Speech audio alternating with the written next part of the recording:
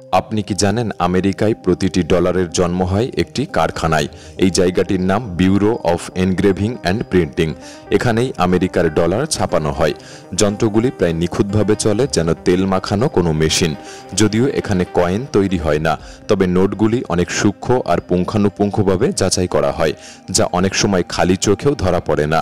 ডলারগুলির উৎপত্তি স্থল Washington DC এবং ফোর্ট ওয়ার্থ, টেক্সাসের এই দুই শহরে। এই দুই জায়গা থেকেই প্রতিদিন গড়ে 541 মিলিয়ন ডলারেরও বেশি নোট বেরিয়ে আসে বিশাল আকৃতির প্রিন্টিং মেশিন থেকে। কিন্তু আপনি কি জানেন কিভাবে এই প্রক্রিয়া চালনা করা হয়? আন্তর্জাতিক মুদ্রা হিসেবে তাদের কি কি গোপনীয়তা পালন করতে হয়? মূলত এই ডলার কিভাবে কি থেকে তৈরি হয়? ভিডিওটি অনেক ইন্টারেস্টিং হতে চলেছে, তাই সম্পূর্ণ দেখার অনুরোধ রইল। আর নতুন বন্ধুরা অবশ্যই পাশে থাকা সাবস্ক্রাইব লেখাটি প্রেস করে বেল আইকনের অল অপশন সিলেক্ট করুন। একটি $1 নোট আপনি যতই ঘষে দেখুন না কেন, তা কখনোই কাগজের নোট মনে হবে না। যদিও ডলারকে পেপার মানি বলা হয়, তবে এই মুদ্রা কাগজ থেকে তৈরি হয় না। 75% তুলো আর 25% লিনেনের এক মিশ্রণে তৈরি করা হয় এই ডলার। এই বিশেষ ম্যাটেরিয়াল যুগ যুগ ধরে সরবরাহ করছে ক্রেন পেপার নামে একটি কোম্পানি, যারা আমেরিকার ফেডারেল রিজার্ভ নোট ব্যবস্থার শুরু থেকেই একমাত্র সরবরাহকারী। এতটাই বিশেষ এই উপাদান যে আইনত অন্য কেউ এটিকে ব্যবহার করা নিষিদ্ধ। এত গুরুত্বের সাথে তৈরি হওয়া প্রতিটি ডলার নোটেই থাকে একাধিক গোপন সুরক্ষা বৈশিষ্ট্য। যেমন প্রতিটি নোটে থাকে লাল এবং নীল রঙের সূক্ষ্ম ফাইবার, যা এলোমেলোভাবে ছড়ানো থাকে। $1 বাদে সব নোটেই থাকে ওয়াটারমার্ক, আলোয় ধরলেই দেখা যায় একটি ছবি। থাকে রং পরিবর্তনকারী কালি, নোট একটু হেলালেই রং পরিবর্তন হবে, এবং বিশেষ সিকিউরিটি থ্রেড, যা আলোয় ধরলেই নাম আর মূল্যমান দেখা যায়, আবার ইউভি রশ্মিতে ধরলে আলাদা আলাদা রঙে জ্বলে ওঠে। প্রতিটি নোট যেন একটি ক্ষুদ্র নিরাপত্তা দলিল। তবে এত কিছু একদিনেই সম্ভব হয় না। প্রথমত হাতের আঁকা থেকে শুরু হয়। একটি নোটের ডিজাইন প্রথমে হাতে আঁকা হয়, তারপর তৈরি হয় এক একটা স্টিলের প্লেট। এই স্টিল প্লেটগুলির গায়ে সূক্ষ্মভাবে খোদাই করা হয় ডিজাইন, যা তৈরি হয় এক একটি মাস্টার ডাই। যে সম্পূর্ণ প্রক্রিয়াটি শেষ হতে সময় লাগে প্রায় 8 দিন। তবে ডাইগুলি শুধুমাত্র স্টিল দিয়ে তৈরি হয় না, এগুলি ক্রোম প্লেটেড, যাতে পরবর্তী চাপে এগুলি ক্ষতিগ্রস্ত না হয়। প্রতিটি প্লেটে থাকে আলাদা খুঁটিনাটি অংশ, যেগুলি জিগস পাজেলের মতো জোড়া লাগানো হয় ট্রান্সফার প্রেস নামক এক ধরনের যন্ত্রের মাধ্যমে, যে মাধ্যমকে বলা হয় সেরোগ্রাফি প্রসেস। এরপর এই মূল প্লেটগুলি থেকে শত শত কপি তৈরি করা হয়, যা দিয়েই পরবর্তীতে ডলার ছাপানো হয়। তবে এই গোটা প্রক্রিয়ার মধ্যে বেঞ্জামিন ফ্রাঙ্কলিন থাকা $100 নোটের ক্ষেত্রে আছে একটু আলাদা রহস্য, যা নিয়ে তৈরি হয় একটি চমকপ্রদ প্রশ্ন। এই নোট যদি হাতে নিয়ে একটু ভালো করে দেখেন, তাহলে বুঝতে পারবেন $100 নোটের মাঝখানে যে নীল রঙের ফিতা দেখা যায়, সেটা আসলে একটি ত্রিমাত্রিক নিরাপত্তা রিবন। দেখতে সাধারণ হলেও এর কাজ একেবারে অসাধারণ। এই রিবন জালিয়াতদের জন্য একটি বড় বাধা। তবে এইটুকুই নয়, প্রতিটি নোটেই থাকে এমন সূক্ষ্ম সব বৈশিষ্ট্য যেগুলি খালি চোখে ধরাই পড়ে না। এই ফিচারগুলি শুরু হয় অত্যন্ত নিখুঁতভাবে তৈরি করা স্টিলের প্লেটগুলি থেকে। এরপর আসে মাইক্রো প্রিন্টিং।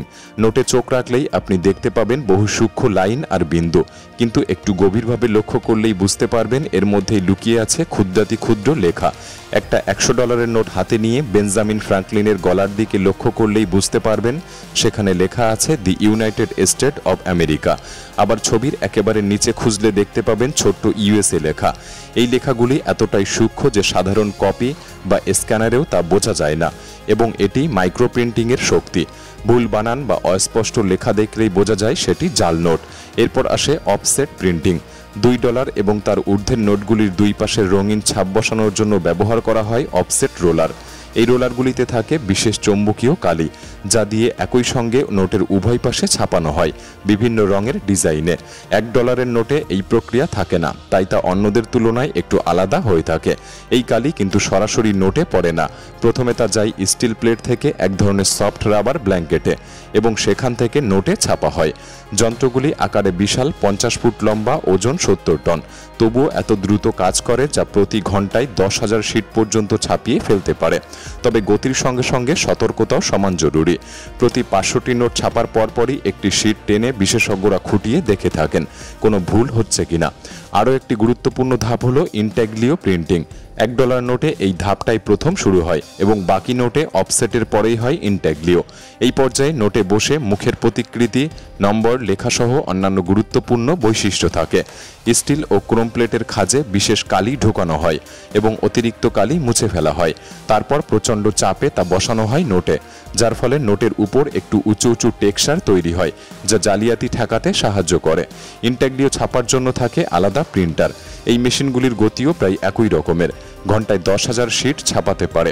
তবে পার্থক্য হলো এই প্রক্রিয়ায় একবারে শুধু একটি রং ছাপানো যায় এবং এই বিশেষ কালি পুরোপুরি শোকাতে সময় লাগে প্রায় 3 দিন। নোটের টেক্সচার যখন আপনার আঙুলের নিচে ভিন্ন রকমের অনুভূতি দেবে, সেটাই আসলে ইনট্যাগ্লিও প্রিন্টিংয়ের কামাল।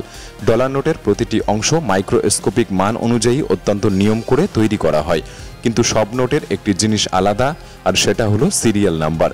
যদিও এই মেশিনগুলি বিশাল পরিমাণে নোট ছাপায়, তবে প্রতিটি নোটের সিরিয়াল নাম্বার আলাদা হবে, এটাই স্বাভাবিক। এর জন্য আছে বিশেষ একটি লেটার প্রেস মেশিন, যেটা নোটের শেষ কাজগুলি করে থাকে। সিরিয়াল নাম্বার ছাপানো হয় সবুজ বা কালো কালি দিয়ে, ডলারের মান অনুসারে।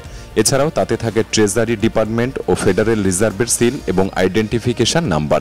নোটের ডান দিকে নিচে $10 বা তার বেশি মানের নোটে আপনি এমন একটি নাম্বার দেখতে পাবেন যা রং পরিবর্তনশীল কালি দিয়ে তৈরি হয়। দৃষ্টিভঙ্গি পরিবর্তন করলেই এই নাম্বার কপার থেকে সবুজ রঙে পরিবর্তন হয়, যা জালিয়াতদের জন্য খুবই কঠিন ব্যাপার। তবে এই ডলার তৈরির কাজ এখানেই শেষ হয় না। নোটটি এখনও বাজারে আসার জন্য পুরোপুরি প্রস্তুত হয়নি। বাজারে আসার আগে এক বিশেষ মেশিনে নোটগুলিকে পরীক্ষা করা হয়, যার নাম অফলাইন কারেন্সি ইন্সপেকশন সিস্টেম।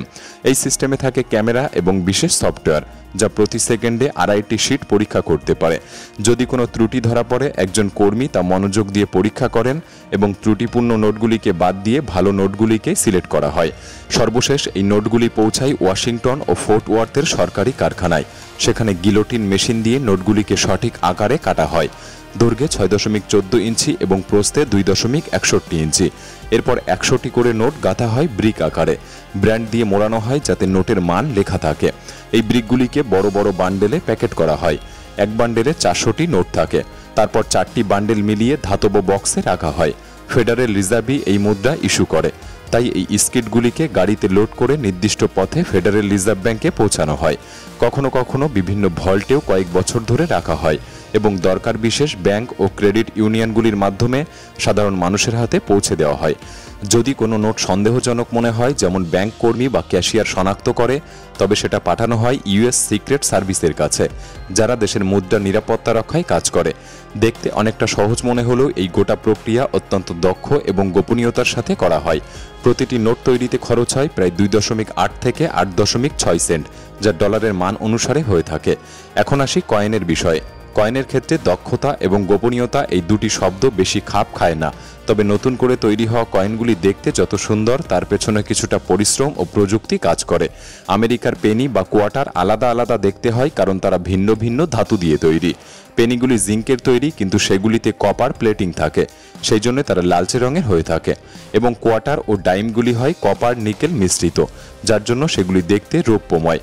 কাঁচামাল থেকে শুরু করে 1500 ফুট লম্বা কয়েল থেকে এই ধাতু কাটা হয় ছোট্ট ছোট্ট ডিস্ক বা ব্ল্যাঙ্কে, যেগুলি অনেকক্ষণ ত্রুটিমুক্ত হওয়ার জন্য ফেলে রাখা হয়। তারপর ব্ল্যাঙ্কগুলি গরম করা হয় প্রায় 950 ডিগ্রি তাপমাত্রায়। তারপর ক্লিনিং ও ডাইং মেশিন দিয়ে ঝরঝরে করা হয়। এরপর এগুলি নরম করা হয় যাতে কয়েন বানানোর মেশিনে চাপ দেওয়া সহজ হয়। কয়েনের ধার উঁচু করতে আপসেটিং মেশিন ব্যবহার করা হয়। এরপর ডিজাইনগুলি তৈরি হয়। সবচেয়ে গুরুত্বপূর্ণ ধাপ হলো কয়েন ছাপানোর কাজ, যেখানে 60 থেকে 160 টন পর্যন্ত চাপ দেওয়া হয় এবং কিছু ডিজাইনের জন্য একাধিকবার কয়েনকে ছাপানো লাগে। ছাপানোর পর কয়েনগুলি ভালো করে পরীক্ষা করা হয়, তারপর ওজন এবং গণনা করা হয়। সব ঠিক থাকলে সেগুলি ব্যাকপ্যাকে করে ফেডারেল রিজার্ভ ব্যাংকে পাঠানো হয়, ঠিক নোটের মতোই। কয়েন তৈরির শিল্প যদিও প্রাচীন, তবে সম্প্রতি এই কয়েনগুলি বিলুপ্তির পথে, কারণ ডিজিটাল অর্থব্যবস্থা বাড়ার ফলে কয়েনের চাহিদা কমেছে এবং কয়েন তৈরির খরচ অনেক বেশি। উদাহরণস্বরূপ $100 একটি নোট তৈরি করতে খরচ হয় 16.5 সেন্ট, কিন্তু একটি পেনি তৈরি করতে খরচ পড়ে 36.9 সেন্ট। এবং 2017 সালে এক তথ্য চুরির রিপোর্টে জানা যায় ইউএস মিন্টে হিসাবরক্ষক ভুল এবং স্কেল মিসকনফিগারেশন দেখা গিয়েছে। এই ইউএস মিন্ট হলো তারা যারা ট্রেজারি বিভাগের একটি ব্যুরো যা মার্কিন যুক্তরাষ্ট্রের ব্যবসা বাণিজ্য পরিচালনার জন্য মুদ্রা নিয়ন্ত্রণ করে। এছাড়াও এই ইউএস মিন্টে নিরাপত্তা ও পরিবেশগত সমস্যা দেখা দিয়েছে। এত বড় একটি দায়িত্বশীল সংস্থার এমন ভুল যা দেশের অর্থনীতিতে বিপদ ডেকে আনতে পারে। এছাড়া কিছু বছর ধরে ইউএস মিন্টের বিরুদ্ধে অভিযোগ উঠেছে যে চীন নকল কয়েন তৈরি করছে এবং তারা যথাযথ ব্যবস্থা নিচ্ছে না তাদের উপর। সুতরাং এইসব কারণে আমেরিকায় কয়েনের দিন শেষ হতে চলেছে বলে মনে করা হচ্ছে। এই কয়েন বা নোট শুধুমাত্র একটি মুদ্রা নয়, এটি হলো একটি শিল্পকর্ম যা তৈরি হয় কঠোর প্রযুক্তি এবং নিরাপত্তা ব্যবস্থার মাধ্যমে, আর সেই সঙ্গে প্রতিরোধ করে জালিয়াতি ঠেকাতে। ভিডিওটি কেমন লাগলো কমেন্ট বক্সে লিখে জানাতে পারেন। ভিডিওটি ভালো লাগলে একটি লাইক করতে পারেন। তাহলে দেখা হচ্ছে পরবর্তী নতুন একটি এপিসোডে। ধন্যবাদ।